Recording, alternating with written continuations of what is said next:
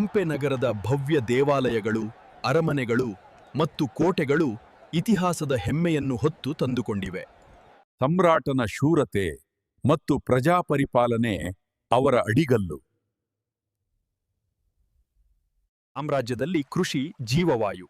ರೈತರು ಹಸಿರು ಹೊಲಗಳಲ್ಲಿ ಕೆಲಸ ಮಾಡುತ್ತಾ ಜನರ ಆಹಾರ ಮತ್ತು ಸಮೃದ್ಧಿಯ ಮೂಲವನ್ನ ನಿರ್ಮಿಸುತ್ತಿದ್ರು. ಅರಮನೆಯ ವೈಭವ, ನೃತ್ಯದ ಸೊಬಗು, ಕಲೆಯನ್ನು ಆರಾಧಿಸೋಣ.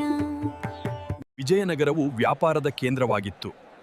ಮುಸ್ಲಿಂ ಮತ್ತು ಹಿಂದೂ ವ್ಯಾಪಾರಿಗಳು ಸೌಂದರ್ಯಪೂರ್ಣ ವಸ್ತುಗಳನ್ನು ಮಾರಾಟ ಮಾಡುತ್ತಿದ್ದರು. ಶತ್ರುಗಳನ್ನು ಸೋಲಿಸಿ ನಮ್ಮ ಭೂಮಿಯನ್ನು ರಕ್ಷಿಸೋಣ, ನಮ್ಮ ಸಾಮ್ರಾಜ್ಯದ ಧೈರ್ಯವನ್ನು ತೋರಿಸೋಣ.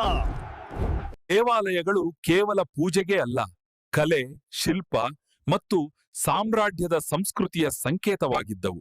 ಸಂಜೆ ಸಮಯದಲ್ಲಿ ನದಿ ತೀರವು ಶಾಂತವಾಗಿ ಹರಿಯುತ್ತಿತ್ತು. ವಿಜಯನಗರದ ಜನರ ಜೀವನ, ಶ್ರಮ ಮತ್ತು ಸಂಸ್ಕೃತಿಯ ಸಂಕಲನವನ್ನ ಪ್ರತಿಬಿಂಬಿಸ್ತಾ ಇತ್ತು.